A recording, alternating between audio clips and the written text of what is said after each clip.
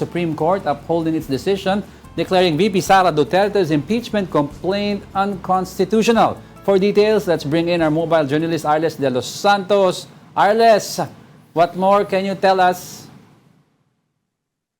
Diego, ilang minuto nga lang no, nang inanunsyo nito ng FC na unconstitutional nga na matatawag yung impeachment complaint laban kay Vice President Sara Duterte. Kasama sa mga basihan niyan ay dahil in total merong 4 na impeachment case na inihain nga laban sa Vice Presidente. Kung saan sinasabi ng Supreme Court na yung 3 nauna na mga impeachment complaint laban kay Duterte, ito ay actually inihain ng mga private citizens. No? Yung hindi daw na pag-action dito ng Kongreso ay deemed as hakbang na no, para initiate pa din. Parang non-initiation is initiation. So kahit ito ay na-archive o hindi dininig ng agad-agad no, within 10 session days, kasama na ito no, or covered na agad ito ng 1-year bar rule. Kung saan naman ito yung mga dates ng December 2, 4, and 19, no, if we get the dates right. And then yung kasunod naman, yung ika-4 na impeachment complaint laban sa Vice President, yun yung in-refer na no, na articles of impeachment dahil in-impeach na ng House si Duterte via 1/3 vote of all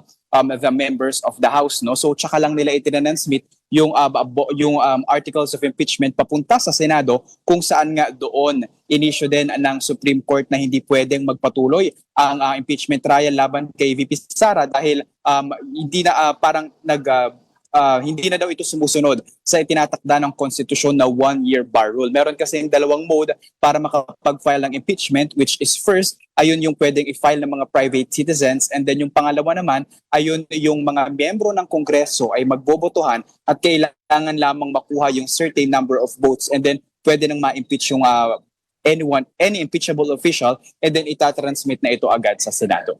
So walang trial lang mangyayari.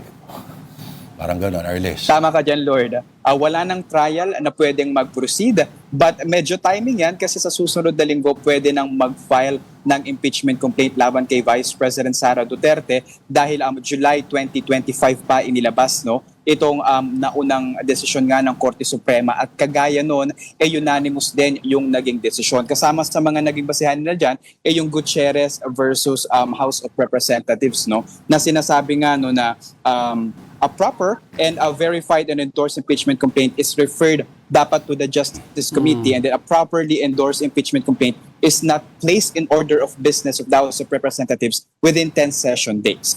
So may mga Go, Arles. Go.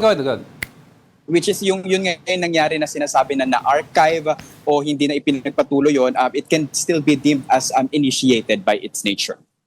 Pero biruin mo, all throughout na nagpapasahan ng bola, itong House tsaka Senado, nandun lang sa sidelines yung SC. At ito na yun. Pero ang question dito, Arles, kasi I remember correct me if I'm wrong, Lord, sabi ni SP Soto at that time, and then that transitioning from SP Soto na pwede nilang buhayin to and pagbobotohan pa whether to accept the decision of the SC or not. Ano ba ang tugon ng Senado dito?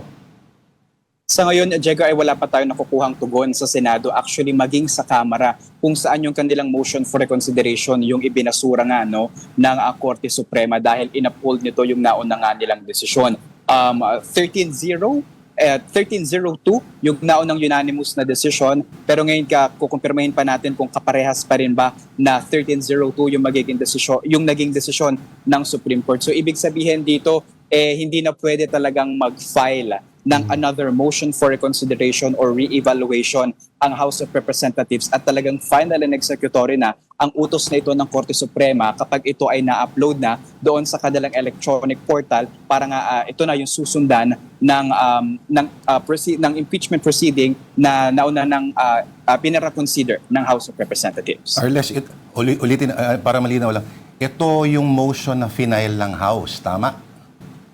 Tama ka dyan, Lord, noong August 2025. August 2025. Okay. So, ano ang ibig sabihin mo ito? Ano-ano pa ang mga implications? Yes, moving forward. Oo. At least, Lord, siguro yung implication probably is yung stricter process ng impeachment proceeding, no?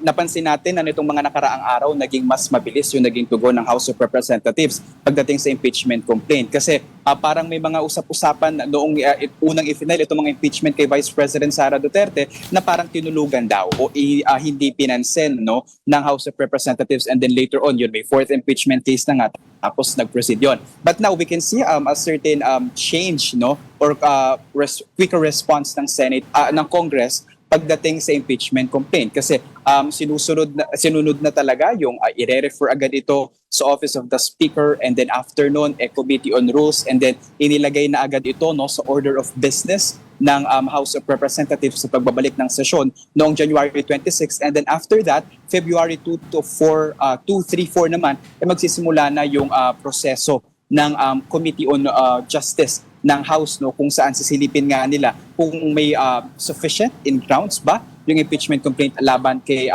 President Bongbong Marcos naman ito, at least, no. So probably yung change talaga kung paano nga tatakbo yung impeachment trial, kasi parang nandun na nga yung ruling na parang yung hindi pag-aksyon ay pag-aksyon na doon sa inihain na impeachment complaint. Alright. Ang hindi pag-action ay parang action na. Ayos. Okay, so cambio naman tayo. Arles, okay. May sinabi ba ang ombudsman doon sa motion ng kampo ni Zaldico?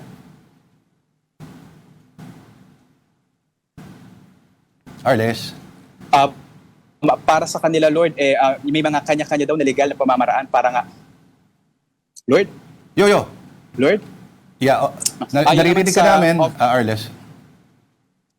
Medyo nagpiputol-putol yung signal. Pero ayon sa Ombudsman, Lord, bahagi naman daw ito ng mga legal tactics, no, para nga magproseso din at kanilang mga sagot sa mga alegasyon sa kanila. Pero actually, itinanong din natin sa Supreme Court dahil kung matatandaan natin, lumabas nga na January, ilang araw, 2025, no, meron ngang ipinail na TRO itong kampo ni Ko dito sa Supreme Court na pinapatigil yung isinasagawang mga investigasyon at parang in a way prosecution ng Office of the Ombudsman at ng ICI patungkol nga sa pagkakaugnay niya sa flood control scandal, kung saan nakumpirma nga na itong si Zaldico ay nasa Sweden, kung saan notarize nga yung kanyang papel doon, no, at ipinadala na dito sa Pilipinas. And then ayon naman sa Supreme Court on that, titignan daw natin kung paano ito gugulong, pero sa ngayon, maisasama na nga ito sa kanilang agenda dito sa FC.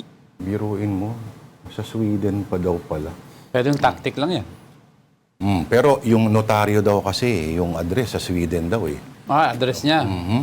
Pero, okay. So, maraming salamat sa update. Mobile Journal, Arles de los Santos. Thank you, Arles.